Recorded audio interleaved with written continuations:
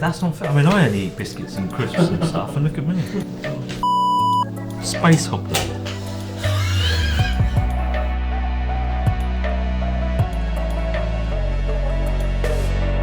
Well, welcome to a special edition of the Evo podcast with Alpine, makers of the rather fine A110. Earlier this year, Evo subscribers were invited to Brands Hatch with my colleague Dickie Meaden, 3 times touring car champion Gordon Shedden, and Nicola Burnside, who's managing director of Alpine here in the UK. And we just hosted a day because we think the A110 is a brilliant sports car, and we wanted our readers and subscribers to experience it. So they got to drive their car on track, and they got to drive the A110 and have hot laps with Gordon in the A110R. And you were there, Dickie. So what makes the A110 so special for us and such a special sports car?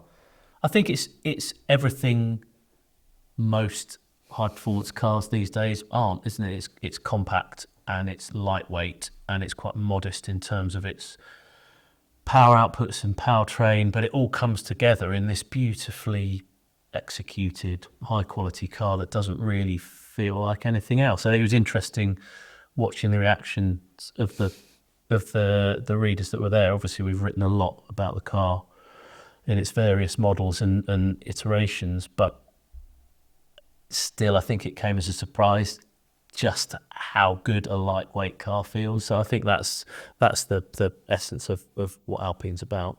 And there were some A110 owners there as well. It was an interesting mix, wasn't it? Yeah. There was a number of existing Alpine owners, quite a lot of Lotus-based products, but there were some old NSXs and some Jag F-types and Porsches and BMWs, and it was a really strong, diverse mix of cars. But I think universally, it either confirmed what they read and they didn't really question what we'd said, and that's what they were expecting, but still it was better than they were expecting. Or naturally, there were some skeptics there, and actually they were the ones that seemed more impressed because it does deliver something really special. Part of the day was also a Q&A hosted by Toby Moody, the voice of MotoGP for the last few years, and a Dakar specialist and a motorsport sort of commentating hero. So he hosted a Q&A session with Gordon, Nicola, Dickie and myself. So have a listen to that, and thanks very much.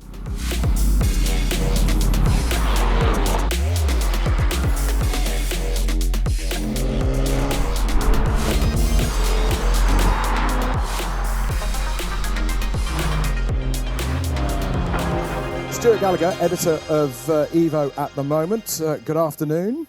At the moment? At the moment? No. Sorry. Editors in the past, you know how it is. Nicola from Alpine, good afternoon. Hope that you're well.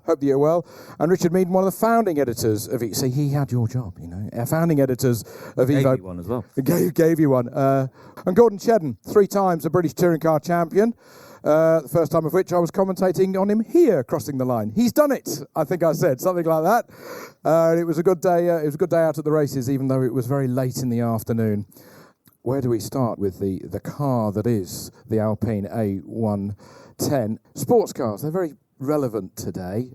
How relevant are they as we go into a new era of motoring? How important are they for us all here today?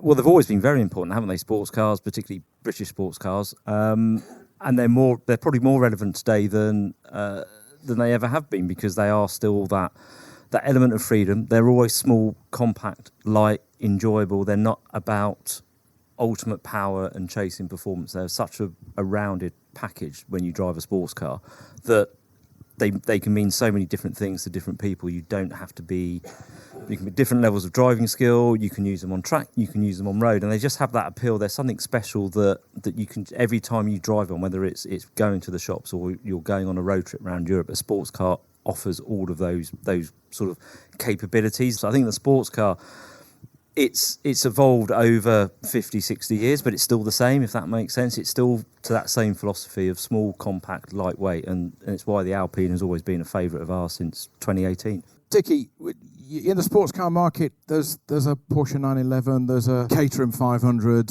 and yet the Alpine is in the middle. Is that where you would place it as well? Is that how it fits into the sports car market? Yeah, I think that there's nothing else. There was never anything else like it at the time. I suppose you could liken it to a Lotus Elise or a Lotus Exige or something like that, but they're really quite old cars now. The A110 brought something new. I think there's a bit of sophistication, which maybe people associate sports cars with being very basic and raw. The Alpine's a little bit more refined, a little bit more livable, but it does all the things you want it to do. It's great on your favourite road, it's great for an occasional track day, or more than an occasional track day if it's a 110R, but it just has this ability to do what you want it to do without being too compromised. Talking about 110R, what's it like, Gordon? For me, cars have always been about trying to find that car that when you click lock and you're walking into your house, that you actually take that kind of turn and look back at it. And I think you kind of get that a little bit with the Alpine. But also it's a little bit about trying to find something that gives you a bit of emotion. For some of you out there, kids and grandkids are never ever going to see the combustion engine and the noise and the emotion that it brings when you're able to kind of drive on a track like this today. And I think that's, what I'm trying to say is we live in a very kind of special part of time where the emotion of driving a car, the rawness, the performance that we've got is very much alive, and I think that's kind of encompassed with everything that we've got here at Brands today, and with the 110R. Is the UK the biggest market for sports cars? How do you view it with all the cars that you've driven over your years with Evo, and what cars have had that Evo-ness, and why is Britain a focus for Evo-ness? I think we're one of the biggest markets for these kind of cars, and you see that with the input that the manufacturers put in to get the cars so right to work in the UK. Creating a car with the components you've got, but creating something special, you're not just adding bits and saying, well, that's a sports car. They're actually honed and developed and designed to be something special and emotive that you aspire to and you wanted to have. And that's been there since the beginning through 70s, 80s. There's always been peaks and troughs of manufacturers trying to second guess what they want, what people want to buy. But I think with the manufacturers that are true to the sports car ethos, whether it's Alpine, whether it's Lotus, whether it's other brands, they get it right and they do it properly and authentically, which is what we saw with A110 when they were doing the development, and they brought us along to ask us what we think of the car, and they wanted to know our feedback, warts and all, and we were very clear with them it wasn't right, and they went off and developed the car that we had in 2018 when it was launched. And that just is that an individual thing that Alpine have done? I think they were one of the first to open the doors to ask for that feedback, because they were coming back into a market that they hadn't been in for a long time, and if you get these things wrong, the brand reputation just goes out the window. So whatever you've got in the product plan for the next 10, 15, 20 years, that doesn't work because the car you've come back to the market in hasn't hit the spot. They've not copied anyone else either, have they? They've not tried to do an Elise but with a slightly more modern powertrain, and they've not tried to do a Boxster or a Cayman with the same number of cylinders. The original A110 was a really tiny, beautiful, exquisite little thing that worked, shone in motorsport, but it was a great road car. I think this A110 does a certain amount of motorsport, but it exists to give people pleasure on a track, and more so on the road. And I think that's what they do better than I try and think of something else that you can draw a parallel with this car, but no one else has done it. Not to the any car that's a little bit over a ton or 1,100 kilos or something. You look in the back of a magazine at spec sheets and things, and there's nothing anywhere near, not within hundreds and hundreds of kilos of that. And that's what you feel when you drive around the track, and it's what you feel when you drive on the road. 100% of the lightness, 100% of the time is what you're always using. If we can go back just a step, so the journalists from around the world were asked for their thoughts on the development car, but where was the kernel, where was the acorn, Nicola, for Alpine to make this car? Why do it? I mean, it's a good question. There was a belief in the company that we could bring back something that really invoked everything that the Alpine A110 Berlinette stood for back in the 60s. So when Jean Redelet started the company in 1955, he wanted to create a car that was agile, it had the performance, it was light, and it was perfect for mountain rallying on the roads. And the company felt they could do that for the 21st century by bringing all of that package together in the best way possible. And hopefully everyone that's experienced a little bit today can see what that package really means when you're behind the wheel, and certainly on a track like the one we've got here. once they decided that that's what they were going to do, what was the ethos? Was it similar to other manufacturers, or was it very individual? I joined the company a year ago, and the first thing I did was reach out to David Tuig, who was the chief engineer on the project, to find out a bit more about the ethos he brought to the car and the process. And he described to me the meticulous detail and focus on achieving that essence from the 1960s, but in 21st century style. So he described every single nut, bolt, everything was weighed. And if they needed to take some weight out of the car, they would redo everything in order to achieve the goal. That's what shines through in the car, is that attention to detail. They've been allowed to do what they wanted to do to create the best car possible. And it's whether it's a car or whether it's a watch or whether it's a piece of architecture, if you get the best people and allow them to do the best they can, you end up with the best product you can get. And that's what we've seen in the A110. And we're seeing it still. Dickie went out end of last year. I went to factory. Went to Dieppe, which is where the A110 is built, and there's a real pride about Alpine in that part of the country, and the factories are a real landmark in Dieppe, and there's a real pride in the way people build cars. They're not just there to put widgets together; they're there to create these really special cars. And the car there's quite a high level of hand finishing and hand building. It's not just a line of robots with no one in there. So you really get a sense that they love what they do, and they don't just work in a car factory. They build Alpines, and I think that's the same in a Ferrari or Porsche or Aston Martin or those sorts of level of brands all have that same feel, but none of them make a car like this. It's a very individual car. There's nothing quite like it. Gordon, if I could come to you, you've driven more cars in this room than anyone else. Where do you think it's special around a circuit and indeed on a nice B road at 5 o'clock in the morning? Again, it kind of goes back to something that makes you smile. It's a car which relies on the driver.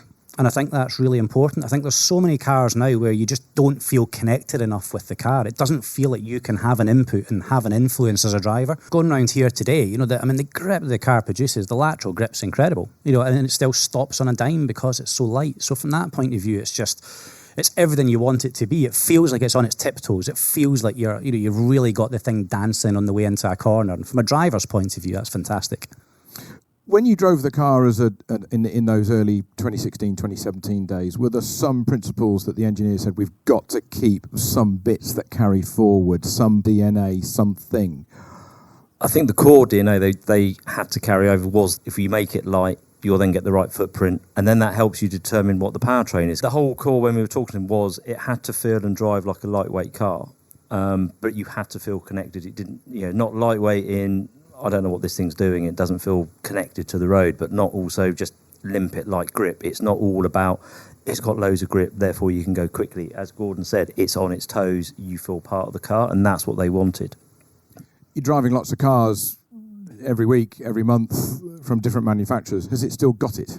When you consider it's, coming up 7 years old, I think this car will stand the test of time. It will always feel special for the reasons it was special when it was new. It was interesting when all of you guys were turning up, we were looking out of the window going, there's a couple of M2s and there's an NSX, and you've all got very good taste in cars. They're all quite different cars, and for me, working on a magazine when I started, I was really excited to try different things. So big cars with too much power and not enough grip, great, that's a certain box to tick, but it's harder and harder and harder to find a car that gives you the lightweight feel, but with a bit of substance and with a bit of sophistication. And I think that's why these cars will always be special. And certainly amongst the contemporary cars that you can go out and buy from a showroom, I think it's a very, very short list that would be in the same breath as this. So 7 years in, Nicola, what's the future hold for Alpine? Where is the brand going? Where are the engineers working now? It's very exciting. We've got a car launch pretty much every year for the next few years, and the A110's been phenomenally successful for us, but it's a two-seater coupe sports car, so it's not suitable for everybody. And what Alpine wants to do is bring some of that magic, some of that lightness and performance and agility magic to some other types of cars to appeal to a slightly broader customer base and allow customers to experience that magic of Alpine in daily use as well as on track. And the next few years are also for us fully EV. So that's what we're bringing that sort of magic into next. And we're very excited about the A290, which is our hot hatch. That's launching very soon, beginning part of next year. Not as exciting as Gordon. He wants to get his hands on it as soon as possible, don't you? The A290 round Knock Hill. Yeah, well, I actually had one at Knock Hill. The bugger's locked in, took the keys, so I couldn't get out in it. Apparently, I'm not allowed to drive one yet. Sorry about that, Gordon. Yeah, with the launch that we saw at Le Mans with the Alpine Glow, remind us about the future that's not necessarily EV for Alpine as well. The production cars at the moment are full EV, but I don't know if anyone in the room has read about Alpine Glow. So Alpine Glow is a rolling prototype. It is a combustion engined hydrogen powered car. So at Le Mans we had a 4-cylinder version which was rolling through Le Mans and also did the Le Mans circuit. They then have taken it away and redone it already and put a 6-cylinder engine in the car. So they're looking to improve it the whole time. They're looking at that solution from a motorsport perspective, but potentially also for road use. So I think it just demonstrates that Alpine as a brand, we have an absolute heritage in motorsport and in looking at developing the technology with a motorsport sort of front edge, but then looking at how we can bring that onto the road as well. The electric side of things, that's got a place in sports cars in the future, hasn't it? We're experiencing it in supercars now, and or a taste of it with hybrid supercars. So, say Lamborghini Revuelto has quite a heavy hybrid slice of its powertrain, and it's 4-wheel drive, and on the face of it, the car is all the things we don't want them to be. So it's heavier, even more power, longer, higher, all of those things. But you drive it, and the way the technology works, it actually shrinks the car. It feels smaller than the previous generation car, and it handles in a very different way. So although I'm sure a lot of us are sort of EVs, I'd rather be in my Boxster or Jag or whatever. If they are coming, and they are, then the A290 that we talk about, which is Alpine's new hot hatch, as part of the visit to Dieppe, we went to some of the other factories and talked to some engineers, and they are very definitely trying to make a car that we will all like. It's not just about that horrible, I don't know if any of you have driven EVs and felt that violent kind of acceleration, which is really not pleasant. They're very conscious of that, and they're trying to tune the motor so it delivers a much more enjoyable feeling of acceleration, and they're tuning the chassis. They've got bespoke tyres made by Michelin. They're doing all the things that Renault Sport used to do with their hot hatches and Alpine are doing with the A110. So whilst we can be sceptical about EVs, I think not all EVs will be created equally, and I think those that are built by people with a sports car outlook will always be the best ones to drive. So I'm excited to drive the 290 and some of the other cars that are coming, even though my heart is still in a petrol engine. Alpine have done exactly the same with the 290 as they did with the A110 by allowing early access and asking for that critical feedback, which we've done with some winter testing. The 290 was much further along than the A110 was when we first drove it all those years ago, but there was still stuff that we thought they could be improved on, or we would like to see to meet the philosophy of this sort of driver's engaging car, and that feedback was all taken on board. It's the same team, it's the same philosophy. Brands such as Alpine that have a legacy, they have the expertise, and they have a philosophy of how a car should drive, how it should make you feel. That's what they're now doing, and the technology is allowing for these cars to be sort of dynamic and engaging in a way that sort of petrol heads, you and I will enjoy. We're early steps, and we have had a lot of stuff beforehand that isn't of interest, but the technology we're seeing come through, the engineering that is coming through, the development that's coming through is really exciting. Is it true that each manufacturer has its own DNA, and if you were driving blindfolded, you could tell which kind of car or which kind of manufacturer it was? Generally it does. I mean, obviously VW Group there's a lot of shared componentry, so it's more about what you see and what you perceive rather than what you actually feel. But I think that's the fear with EVs. It's just like sticking a battery in something, and they don't really worry about how the suspension works or what the steering feels like or how it delivers its performance. But I think there's clever people working on it now, and people that care about the things we care about. The beauty of an EV or anything that's digital effectively is it's infinitely tunable, so there aren't really any limits to what you can do and how you can make it behave. So yeah, I think we maybe need some patience until things get exactly as we want them, but I think it's definitely there, and the will is definitely there in the right brands. If I can go down the line, what do you think people will take away from today, having driven an A110 for the first time? Can I start with you, Stuart? I think and hope that a lot of people in the room, having experienced it on track, will want to now go and drive it on road. It is not just a track car. If it's impressed you here, it will impress you, I think, more so on the road, just that lightness, that sort of on its toes phrase that Gordon used. So I think, yeah, a number of you will want to seek one out and drive it on the road.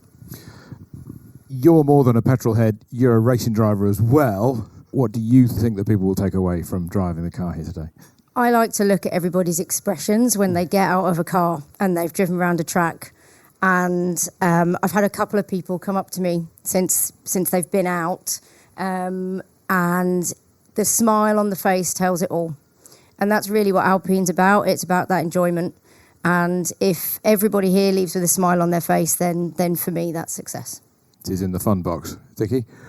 I don't know. I think wherever I drive, there's certain cars you notice, aren't there, on the motorway coming the other way, and I will always spot one of these just because it's a very distinctive thing. But access to them is quite limited. So unless you've got a friend that's got one, you're very unlikely to know what they're actually like to drive. So I think, you don't all have to love it, but I think at least you will all come away appreciating what the car is and where it sits, maybe in the cars you've experienced, or it might be a car that you wouldn't buy new, but maybe 5 years down the line it's on your list of, I'd love to own one of those one day. I think they're special cars, and I think that's what you need to associate the Alpine name with, because it's not just a badge, it's much more than that. Gordon? So far this morning, I've learned words which I never knew existed from people sitting in the passenger seat. But yeah, I think you've just got to drive it. We can all sit up here and talk about it, and you can talk about all the attributes of the car, but you've got to drive it. Make your own mind up, because it's impressive. There's no other way to describe it. What's been your impressions of driving the car? I know some of you are yet to drive it this afternoon, but who's driven it this morning, and what was a standout moment for you? I wasn't sure what to expect, so I didn't know where I'd sort of set my expectation, but it definitely exceeded it, because when I was driving it, all I could think was, I can imagine this on the track, I can imagine this on a mountain road, I can imagine this on a B road, and I can imagine this on picking someone up from somewhere to look cool. It just goes tick, tick, tick, tick, tick. It's not like you say, it seems to have its own category. Range. Yeah. You can say it is similar. It is in that sort of Lotus category, but it's not. It's so hard to describe. Very individual, isn't it? Very individual. But awesome. You're smiling. Yeah. It's in the smiling box. It's in that category. Who else has driven it this morning? And just tell us what you felt like when you were rushing down the hill into Graham Hill Bend or going into Clearways. So again, I wasn't quite sure what to expect. I was thinking, is it going to be like an Elise or an old 911 with a light front end? But to take one thing, just going into paddock, you just feel the lightness.